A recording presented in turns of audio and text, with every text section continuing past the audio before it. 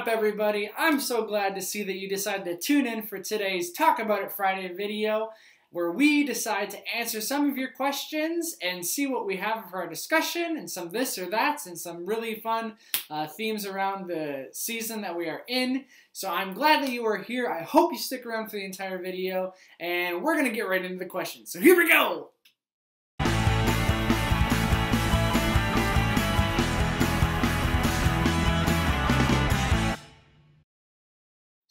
For our first question today, I'm sure you are all able to observe the weather that has been happening this week, and it hasn't been the greatest weather situation. It's finally hitting where we're into that fall and that cold and that rain, and it's all coming.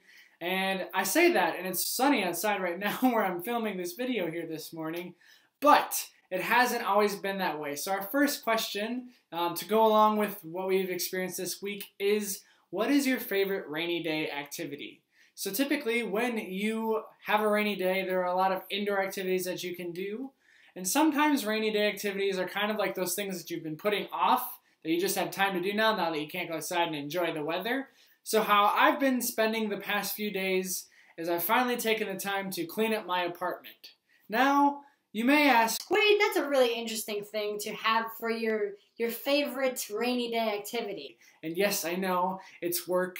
And it's not the stuff that I really care to be doing, but you know what? The thing that makes it my favorite rainy day activity is that once I'm done cleaning up, I feel really good about my space and I feel like I have a clean house and it's all good to go. So it's not necessarily per se that I enjoy the cleaning aspect. Because it's not fun to clean, you know, you have to do it.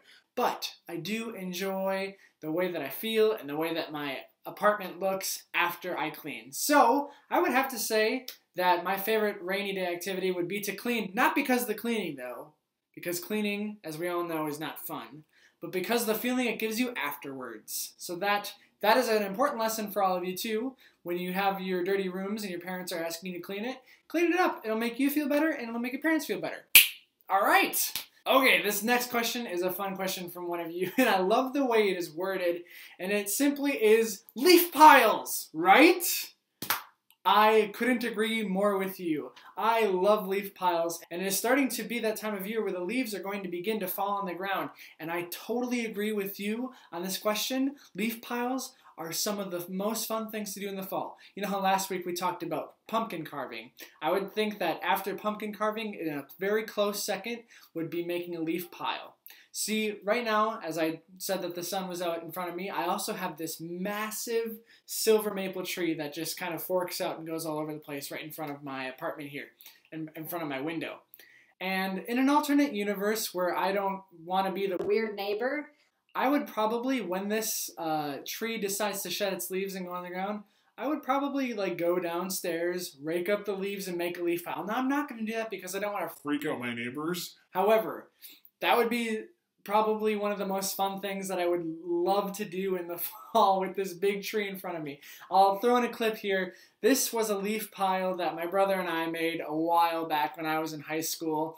And we just had a lot of fun with it and made it super big. And this is me running into the leaf pile. Yes, that's right. If I have the opportunity to jump into a leaf pile, I'm going to do it. Because leaf piles are some of the more fun things that you could do with your fall activities outside. Especially when it's not raining like it has been this week. So yes, leaf piles. Great question. Now we're going to move into some this or that questions that kind of fit with everything going on and it being fall. So these are going to be fall themed this or that questions. The first one is all about like flavors of fall. So you have your pumpkin spice and then you have like your apple flavored things. So Wade, do you like pumpkin spice or do you like apple cider better? Now for me, I think this one is a very clear winner with the apple cider because I'm not too big on the pumpkin spice. I'm only big on pumpkin and like pumpkin pie. Pumpkin pie is great, but I'm not going to go have like Pumpkin spice latte from many places. it's just too spicy and for me.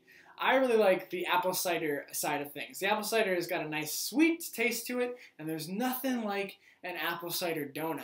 I am very excited. Soon I'm going to be going to one of the apple orchards that is around town.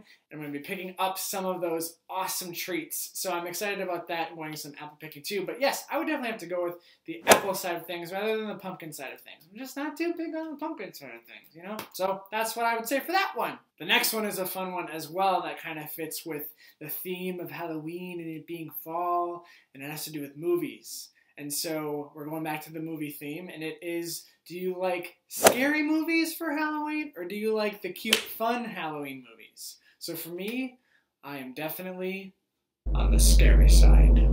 If I'm going to try to get into the Halloween spirit, I want it to be something that really scares me, really pops at me, kind of like makes me feel like, no, don't go in there, kind of thing, rather than to be laughing. I'd rather have a reaction like this. So yes, give me something very scary before we're watching Halloween Town is all I'm trying to say. Alright, now that we've had time to go through the fun this or that's and really fit into the fall theme, let's end our video with the final two questions that get us thinking a little bit more about our lifestyle and how we can better ourselves in our relationships and how we can become better people. So the first question that I think is a really great question and something that I struggle with, and I've shared that I've struggled with this with our time that we've had over the course of these videos. And the question is, how can I become better at praying?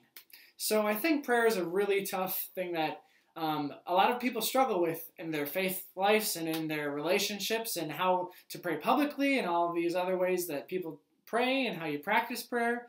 And it's something that we've covered in a few of our other videos if you want to go back to find those with like Bible studies on prayer and what Jesus says about prayer. But I think, yes, it is an important thing to talk about, and how prayer can always be something that you struggle with, and how like the last midweek devotion that was on Wednesday, I talked about how sometimes you feel like you're not talking to anybody, like no one's listening kind of thing. But I want to give you one thing to maybe consider in your prayer lives, and maybe consider just to try and do, you know, when you're struggling with prayer, or when you really feel like you need to pray but you don't know how to pray. And I think one way to do that is with this method of just having a good sigh.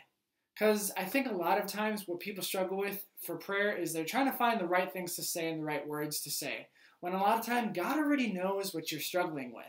And so one way you can think about this is just by giving it all to God through a big sigh. If you're having a day where you really need to just talk and say something to God, but you don't know how to, all you can do is just...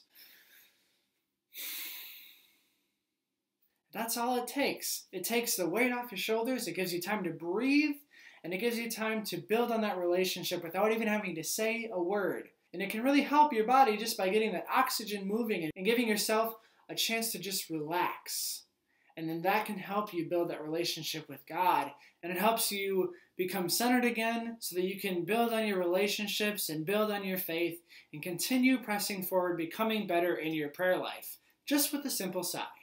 So that is one thing that I would say could help improve you becoming a more confident person when you pray, and to become better at prayer itself. So this last question that we're going to go into today is something that I really relate to on the same level of, I think, what this person was trying to invoke in this question. And the question is, what should we do if we are scared about the future? Yes, that's right. The future is something that is always kind of a little scary. But right now, it kind of seems a little bit more scary with all the things happening in the world with COVID-19, with all the social unrest. You just don't know what's going to be happening next. And I think if you're feeling this fear that is overshadowing everything going on in the world, the best thing that you can be focused on is making sure that you are putting your best self out into the world every day. Because even in a world where things can get scary and things can be fearful, you are something that you can control. You are something that you can control the energy that you put out in the world and the positive impact you can have on other people. And so I think if a lot of people have this mindset of putting their best foot forward and putting their best selves in the world, you're going to have a whole lot of people coming in with the same type of energy, wanting to make sure that everything is going to be okay. So whether that be anything in your day, whether that be at school, whether that be with your families, whether that be at the grocery store, make sure that in those spaces you are putting your best foot forward so that the future might not be as scary, because you are in control of what you can do and putting that energy back out into the world. So friends, there you have it. Those are our questions for today. Thank you for tuning in and thank you for sending in your questions. I hope you had fun with this video and all these answers that we had, and I hope to take this conversation to the next level with you all so that we can dive a little deeper and have more discussion on sharing about what we can do and how we can be better people. So I hope you have a great rest of your Friday, and I hope that you have a great weekend, and we will see you back here next week. So see you later, everybody.